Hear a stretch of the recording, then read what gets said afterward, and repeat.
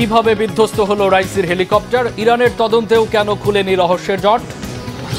Israeli আগ্রাসনে রাফায় বাস্তুচ্যুত 9 lakh, কতক্ষণ টিকবে আল আকসা হাসপাতাল? 40টি চুলের ওজনের সমান তেলাপোকা রোবট, কি আছে তাতে? কোনো পরিবর্তন আসবে উদ্ধার কাজে?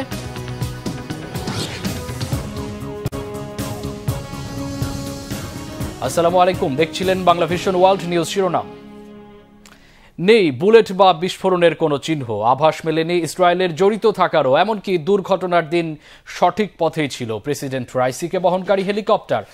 বৃহস্পতিবার প্রাথমিক তদন্ত প্রতিবেদনে এই তথ্য জানিয়েছে ইরানের সশস্ত্র বাহিনী।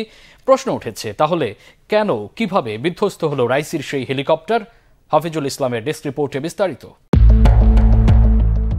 মধ্যপ্রাচ্যের জাদ্রেল নেতা ইব্রাহিম রাইসি, তার মৃত্যুর পর দেখা দিয়েছে নানা রকম সন্দেহ। সত্যিই কি দুর্ঘটনায় পড়েছিল তাকে বহনকারী হেলিকপ্টার, নাকি এর পেছনে ছিল ইসরায়েলি গোয়েন্দা সংস্থা মোসাদের হাত? এমন জল্পনা কল্পনার মধ্যে সামনে এলো দুর্ঘটনা নিয়ে ইরানের তৈরি প্রথম সরকারি তদন্ত প্রতিবেদন। 23 মে বৃহস্পতিবার ইনভেস্টিগেশন রিপোর্টটি প্রকাশ করে ইরানের সশস্ত্র বাহিনীর জেনারেল স্টাফ। প্রতিবেদনে বলা হয়, ঘটনার দিন রাইসিকে বহনকারী হেলিকপ্টারটি পূর্বনির্ধারিত ফ্লাইট রুটেই ছিল। প্রেসিডেন্টের বহরে থাকা অন্য 2 হেলিকপ্টারের সাথে দুর্ঘটনার 1.5 মিনিট আগেও কথা হয় বিধ্বস্ত হেলিকপ্টারের পাইলটের। সশস্ত্র বাহিনীর প্রকাশিত প্রতিবেদনের তথ্য বলছে, বিধ্বস্ত হেলিকপ্টারে পাওয়া যায়নি বুলেট কিংবা এমন কোনো আঘাতের চিহ্ন। একটি পাহাড়ে ধাক্কা খেয়ে বিধ্বস্ত হওয়ার পরপরই সেটিতে আগুন ধরে যায়। উদ্ধার অভিযান ব্যাহত হওয়ার মূল কারণ ছিল বৃষ্টি, ঘন কুয়াশা ও পাহাড়ি অঞ্চলের নিম্ন তাপমাত্রা। সাবেক প্রেসিডেন্ট ইব্রাহিম রাইসি ও তার সফর সঙ্গীদের নিহত হওয়ার ঘটনায় গত 20 মে সোমবার তদন্ত শুরু করে ইরান। দেশটির সশস্ত্র বাহিনীর প্রধান মেজর জেনারেল মোহাম্মদ বাগেরির নির্দেশে তদন্তের দায়িত্ব পান ব্রিগেডিয়ার আলী আবদুল্লাহি। প্রকাশিত প্রতিবেদনে উল্লেখ করা হয়, রাইসির হেলিকপ্টার বিধ্বস্ত হওয়ার সময় ওয়াচ টাওয়ার ও ফ্লাইট ক্রুদের মধ্যে হওয়া আলাপে পাওয়া যায়নি কোনো সন্দেহজনক আলামত। সশস্ত্র বাহিনীর তরফ থেকে বলা হয়েছে, তদন্ত সম্পূর্ণ শেষ হলে জানা যাবে আরও বিস্তারিত তথ্য। গত 19 মে রবিবার একটি বাঁধ উদ্বোধন করে ফেরার সময় ইরান ও আজারবাইজান সীমান্তে বিধ্বস্ত হয় রাইসিকে বহনকারী হেলিকপ্টার। সাম্প্রতিক সময়ে নানামুখী ভূরাজনৈতিক ও অর্থনৈতিক সমস্যার মুখে আছে ইরান। এমন পরিস্থিতিতে দেশটির প্রভাবশালী প্রেসিডেন্ট ও শীর্ষস্থানীয় নেতাদের মৃত্যু থমকে দিয়েছে সবাইকে। ইরানের সাথে বহুদিনের বৈরিতা ইসরায়েলের। সিরিয়ায় ইরানি দূতাবাসে হামলার ইস্যুতে দেশ দুটো দাঁড়িয়েছিল সম্মুখ যুদ্ধের মুখোমুখি। তেহরানের গুরুত্বপূর্ণ কোনো নেতার মৃত্যু ইসরায়েল ও পশ্চিমাদের জন্য সুখবর। সে কারণে তাদের দিকে সবসময়ই ছিল সন্দেহের আঙুল। রাইসির মৃত্যুতে হাত নেই ইসরায়েলের। তেল আবিবের এমন দাবির পরেও বিশ্বজুড়ে উঠেছে ষড়যন্ত্র তত্ত্বের ঝড়। ইসরায়েলের সম্পৃক্ততার ন্যূনতম আশঙ্কা পুরো অঞ্চলকে ঠেলে দেবে নতুন সংকটের দিকে। হেলিকপ্টার বিধ্বস্তের ঘটনায় ইসরায়েলের সংশ্লিষ্টতা নেই বলেই মনে করেন অনেক বিশেষজ্ঞ।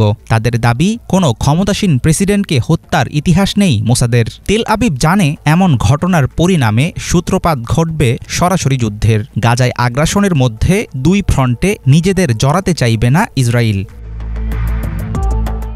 ইব্রাহিম রাইসি ও তার সফরসঙ্গীদের নিহত হওয়ার ঘটনায় স্বল্প সময়ে তদন্ত প্রতিবেদন প্রকাশ করল ইরানের সশস্ত্র বাহিনী। প্রিয় নেতাকে হারানোর শোক সামলে এর মধ্যে নির্বাচনের প্রস্তুতিও নিচ্ছে তেহরান। সম্পূর্ণ রিপোর্ট প্রকাশ হলে জানা যাবে দুর্ঘটনার বিস্তারিত তথ্য।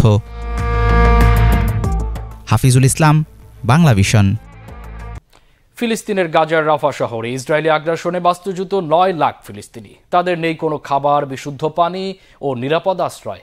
জ্বালানির অভাবে বন্ধ হয়ে যেতে পারে আল আকসা হাসপাতাল। অন্যদিকে গাজায় অভিযান চালিয়ে 3 জিম্মির মরদেহ উদ্ধার করেছে ইসরায়েল। বিস্তারিত শহীদ আরাফাতের ডেস্ক রিপোর্টে। একের পর এক ইসরায়েলি হামলায় গাজায় প্রাণহানি বাড়ছে বাস্তুচ্যুত মানুষের সংখ্যা। বৃহস্পতিবার ইসরায়েলি ট্যাঙ্কগুলো রাফা শহরের দক্ষিণ পূর্ব দিকে এগোতে থাকে। তারা গাজার কেন্দ্র এবং রাফায় হামলা অব্যাহত রেখেছে। ইসরায়েলি হামলায় দের আল বালা শহরের আল আকসা হাসপাতালে 12 জন, গাজা সিটির সাবিয়া এলাকায় একটি অ্যাপার্টমেন্টে অন্তত 10 জন ও আজ জাওয়াইদা হাসপাতালে আরও 3 জন নিহত হয়। গাজায় বাস্তুচ্যুত মানুষের বেড়েছে দুর্ভোগ। খাবার, পানি, আশ্রয়, ওষুধের অভাবে মানবেতর দিন পার করছে বাসিন্দারা। বিভিন্ন রোগে আক্রান্ত হচ্ছে শিশুরা। فيش طبعا فيش حاجه نظيفه يعني حتى الاكل مش نظيف لانه النار حتى بنولعها على مخلفات القمامه البلاستيك النايلون। আমার 4টি সন্তান দূষণের কারণে সবাই বিভিন্ন রোগে আক্রান্ত। আমি নিজেও অসুস্থ হয়ে পড়েছি। আমাদের চিকিৎসার জন্য কোনো ঔষধ নেই। এখান থেকে পরিত্রাণের উপায় জানা নেই। খাদ্য দূষিত, পানি দূষিত এবং পরিবেশও দায়ী। এখানে কিছুই পরিষ্কার নয়, এমনকি খাবারও পরিষ্কার নয়, কারণ কাঠের দাম বেশি হওয়ার পর থেকে আমরা আগুন জ্বালাতে প্লাস্টিক ব্যবহার করি। আমি চাই এখান থেকে আমরা একটি ভালো আশ্রয় খুঁজে পাই। أنا بتمنى أوفر لهم يعني وضع أحسن من هذا الوضع، بس طبعا الإمكانيات والظروف اللي حوالينا مش مساعدة لا فيه.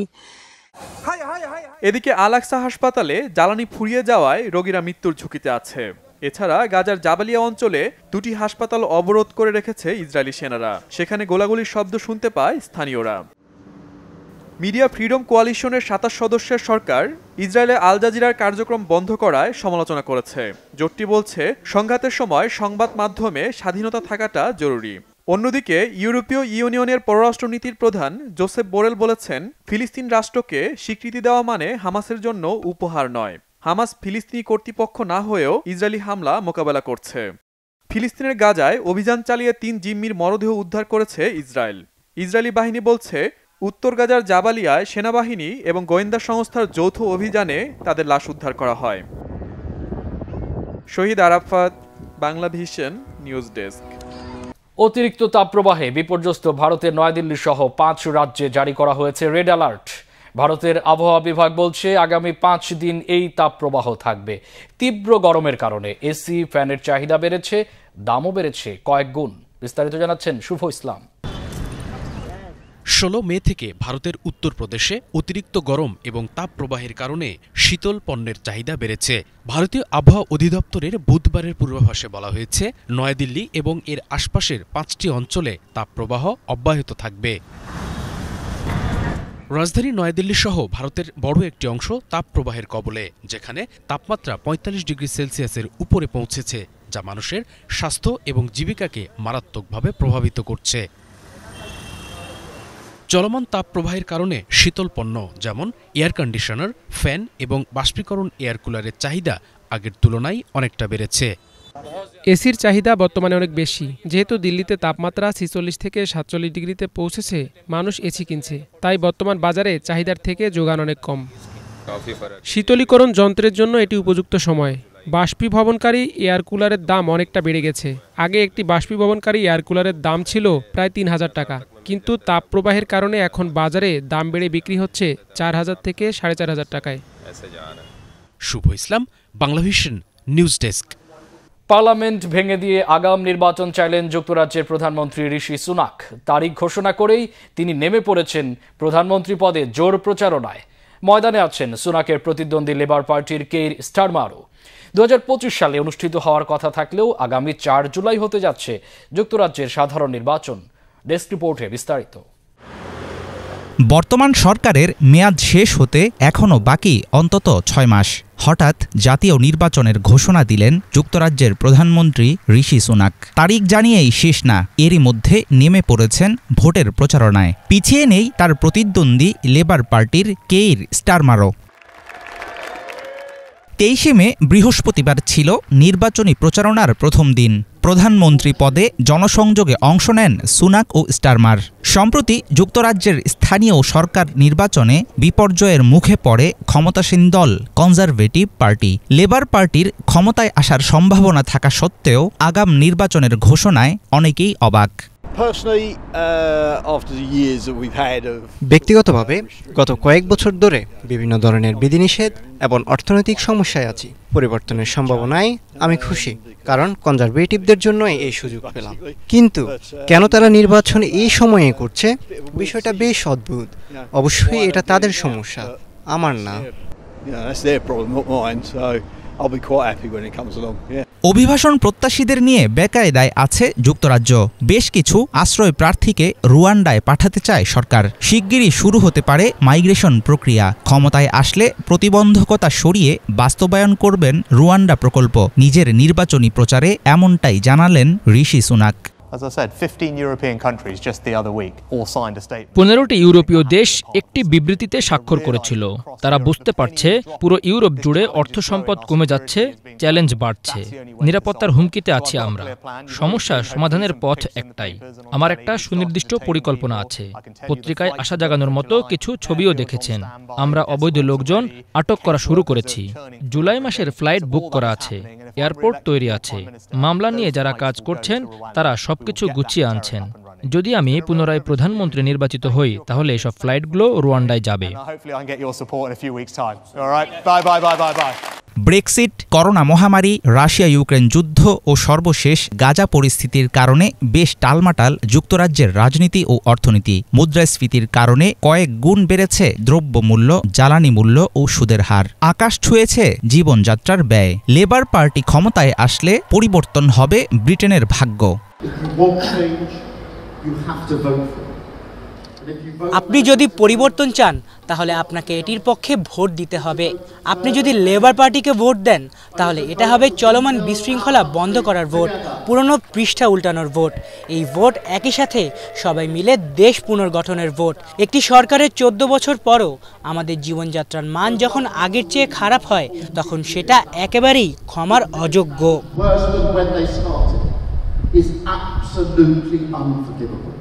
যুক্তরাজ্যে নির্বাচন অনুষ্ঠিত হয় প্রতি 5 বছর পরপর। শেষ জাতীয় নির্বাচন হয়েছিল 2019 সালে। ঋষি সুনাকের আগাম নির্বাচন কারো মতে রাজনৈতিক কৌশলের অংশ।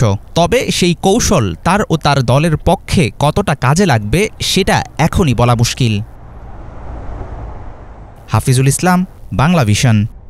এয়ার টার্বুলেন্সে পড়া ফ্লাইটে আহত যাত্রীদের অভিযোগ, কেন মুখে কুলু পেটে আছে সিঙ্গাপুর এয়ারলাইন্স কর্তৃপক্ষ? চিকিৎসা সহায়তার আশ্বাস দিলেই কি সব সমাধান হয়ে যায়? সিঙ্গাপুর এয়ারলাইন্স কর্তৃপক্ষ কেন আহতের সংখ্যা কমিয়ে দেখাচ্ছে?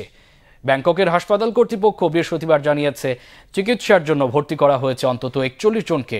এর মধ্যে 20 জনকেই রাখা হয়েছে আইসিইউতে। মারা গেছেন একজন। বিস্তারিত মেহরাব হোসাইন খানের ডেস্ক রিপোর্টে। আপনার কি বিমানে সফরের অভিজ্ঞতা আছে? অভিজ্ঞতা না থাকলে কখনো কি মনে হয়েছে উড়তে থাকা বিমানে কোনো ঝামেলা হলে কি হাল হতে পারে? বিপদের সময় যাত্রীবাহী বিমানের ভেতরে কি ধরনের নিরাপত্তা প্রস্তুতি থাকে, আর এসব ব্যবস্থায় কতটুকুই বা ভরসা রাখা যায়? এমন সব প্রশ্নের বাস্তব অভিজ্ঞতা চোখে আঙুল দিয়ে দেখিয়ে দিল 2 শতাধিক যাত্রী নিয়ে থাইল্যান্ডে জরুরি অবতরণ করা সিঙ্গাপুর এয়ারলাইন্সের একটি ফ্লাইট।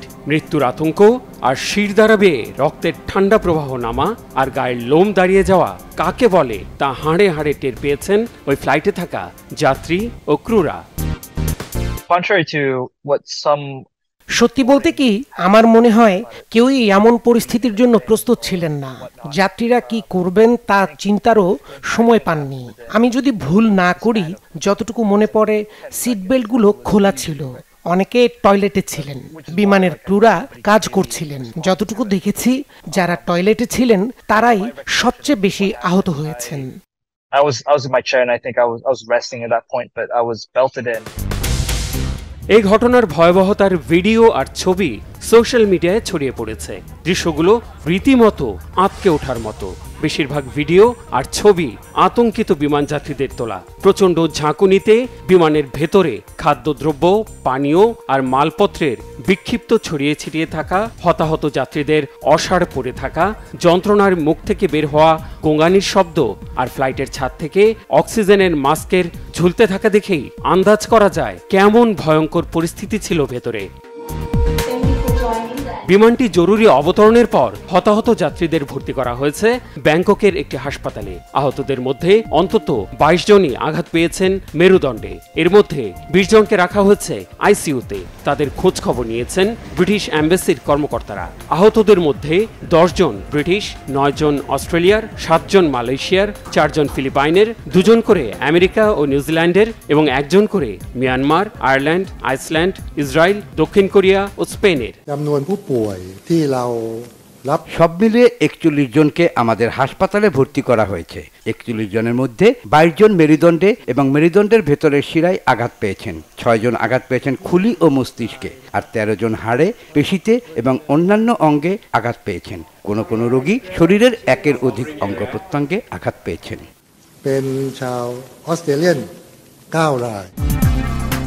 সিঙ্গাপুর এয়ারলাইন্সের যাত্রীবাহী ফ্লাইট বোয়িং SQ321 প্রায় 13 ঘন্টা যাত্রার জন্য লন্ডনের হিথ্রো এয়ারপোর্ট থেকে উড়াল দিয়েছিল গত 20 মে সোমবার। 221 জন যাত্রী ও 18 জন ক্রু নিয়ে সিঙ্গাপুর অভিমুখী ফ্লাইটটি গন্তব্য থেকে মাত্র 1.5 ঘন্টার দূরত্বে মিয়ানমারের ইরাবতী অববাহিকার 37,000 ফুট উপরে থাকাকালে প্রচণ্ড ঝাঁকুনি বা এয়ার টার্বুলেন্সের মুখে পড়ে।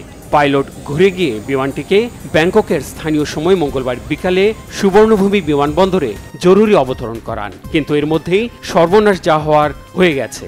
এ ঘটনায় প্রাণহানি হয়েছে 73 বছর বয়সী ব্রিটিশ নাগরিক জিওফ কিচেনের। বইয়ের ভাষায় টার্বুলেন্স বলতে বায়ুর এক ধরনের অনিয়মিত প্রবাহকে বোঝায়। বিপরীতমুখী ঠান্ডা ও গরম বাতাসের সংঘর্ষের কারণে এটি তৈরি হতে পারে। বিপরীতমুখী বায়ু প্রবাহের এই ধাক্কাধাক্কির মধ্যে বিমান এসে পড়লেই এক বা একাধিক মারাত্মক ঝাঁকুনি লাগতে পারে। এক ধাক্কায় কোনো ফ্লাইট কয়েক হাজার ফুট নিচে নেমে যেতে পারে। কোনো সংকেত ছাড়াই এমনটা হওয়ায় পাইলটদের কাছে এ ধরনের ঘটনা অপ্রত্যাশিত। সিঙ্গাপুর এয়ারলাইন্সের ওই বিমানের ক্ষেত্রেও এমনটি হয়েছিল। টার্বুলেন্সের মধ্যে পড়ে বিমানটি কয়েক মিনিটের মধ্যে প্রায় 6000 ফুট নিচে নেমে যায়। Mehrab Hussain Khan, Bangla vision news desk. এবার তেলাপোকা থেকে অনুপ্রাণিত হয়ে 2 সেন্টিমিটার লম্বা মাইক্রো রোবট তৈরি করল চীনের গবেষকরা। অতি দ্রুত চলতে সক্ষম এই রোবট উদ্ধার কাজ এবং যান্ত্রিক পরিদর্শনে সক্ষম। রোবটগুলি যাতে প্রতিকূল পরিবেশে নিজেই সিদ্ধান্ত নিয়ে কাজ করতে পারে এমন অ্যালগরিদম নিয়ে বর্তমানে কাজ করছে একদল গবেষক। বিস্তারিত শুভ ইসলামের রিপোর্টে। দীর্ঘ 15 বছরের গবেষণার পর চীনের বেইজিংয়ের বেইহাং বিশ্ববিদ্যালয়ের গবেষকরা 2 সেন্টিমিটার লম্বা মাইক্রোবট আবিষ্কার করেছে। এসব মাইক্রোবটের রয়েছে অতি দ্রুত চলার সক্ষমতা। গবেষণার ফলাফল গত 8 মে বিশ্বখ্যাত নেচার কমিউনিকেশনস জার্নালে a wireless controlled robotic insect with ultrafast untethered running speeds শিরোনামে প্রকাশিত হয়েছে। ছারপোকার মতো দেখতে এই মাইক্রোবট জরুরি উদ্ধার কাজ এবং যান্ত্রিক পরিদর্শনে সক্ষম। বর্তমানে এই মাইক্রো রোবটের ব্যাটারি ছাড়া ওজন 200 মিলিগ্রাম, যা 40টি চুলের ওজনের সমান। মাইক্রোবটের এই ধারণাটি আসে তেলাপোকা থেকে, যা আকারে ছোট কিন্তু দ্রুতগতির। তেলাপোকা গবেষণার সময় আমরা দেখেছি মানুষের দ্বারা বাধাপ্রাপ্ত হলে তারা হঠাৎ করে বেরিয়ে যেতে পারে, যা আমাদের আগ্রহের কেন্দ্রবিন্দু। বায়োনিক দৃষ্টিকোণ থেকে তেলাপোকার চমৎকার বৈশিষ্ট্য রয়েছে, তাই আমরা প্রচুর বায়োনিক প্রক্রিয়াও শিখেছি। বর্তমানে মাইক্রোবটটি ব্যাটারি সহ প্রতি সেকেন্ডে 37 সেন্টিমিটার দৌড়াতে পারে, যা ব্যাটারি ছাড়া আরও দ্রুত ছুটতে পারে বলে দাবি গবেষকদের। বর্তমানে রোবটটিতে মোশন স্কিম বসানোর কাজ চলছে। রোবটটি যাতে নিজেই সিদ্ধান্ত নিতে পারে সেজন্য আমরা এর চিপে কিছু অ্যালগরিদম ইনজেক্ট করার পরিকল্পনা করছি, যাতে এটি বাধা বা জরুরি অবস্থায় নিজের সিদ্ধান্তে কাজ করতে পারে। শুভ Islam, Bangla vision news desk. একবার ভাবুন তো, মধ্যবিত্ত পরিবারের কোনো সন্তান দারুণ কিছু অর্জন করলে কিভাবে আশপাশের সবাই তাকে বাহবা দেয়। ঠিক তেমনি ইতালির মধ্যমানের ক্লাব আটলান্টাও করে দেখিয়েছে এমন এক কীর্তি। আলিফ চৌধুরীর রিপোর্টে বিস্তারিত। কিছু কিছু দৃশ্য দেখলেই তা মনের মধ্যে গেঁথে যায়। কিছুক্ষণ সেটির দিকে চোখ পড়লেই আপনি সেখান থেকে 1000 মাইল দূরে থাকলেও হারিয়ে যেতে বাধ্য হবেন। আর সেই দৃশ্য যদি হয় আপনার প্রিয় ফুটবল দলের শিরোপা উদযাপনের, তাহলে তো কথাই নেই। ফুটবল ভক্তরা ইতোমধ্যে স্ক্রিনের দিকে তাকিয়ে বুঝতে পারছেন উদযাপন করা দলটি হলো ইতালির ক্লাব আটালান্টা। অবশ্য দলটির ফুটবলারদের এমন পাগলাটে উদযাপন দেখে অবাক হওয়ার মতো কিছুই নেই, কারণ 61 বছর পর কোনো মেজর শিরোপা ঘরে তুলল দলটি। আটালান্টা ফুটবলারদের মতো থেমে নেই দলটির ভক্ত সমর্থকরা। নিজেদের মতো করে বাঁধ ভাঙা উল্লাসে মত্ত তারাও। এটা অবিশ্বাস্য। খুশিতে পাগলের মতো অবস্থা হচ্ছে আমাদের। জীবনে আটালান্টাকে শিরোপা জিততে দেখে সত্যি বিশ্বাস হচ্ছে না। জীবনের অন্যতম স্বপ্ন পূর্ণতা পেল আজ। আমি এখনও বিশ্বাস করতে পারছি না, ইউরোপের অন্যতম সেরা একটি দলের বিপক্ষে এভাবে জয়টা একটি দারুণ অর্জন, তাও ইউরোপা লিগের মতো বড় একটি টুর্নামেন্টের ফাইনালে। একদিন আগেই ইউরোপা লিগের ফাইনালে এই মৌসুমের অপরাজেয় দল বায়ার লেভারকুসেনের বিপক্ষে জয় পায় আটালান্টা। এই অপ্রত্যাশিত জয়ই মূলত দলটির দর্শকদের শিরোপা উদযাপনের আনন্দ আরও বাড়িয়ে দিয়েছে। আলিফ চৌধুরী, বাংলা ভিশন। এই ছিল আজকের মতো, সাথে থাকার জন্য অসংখ্য ধন্যবাদ।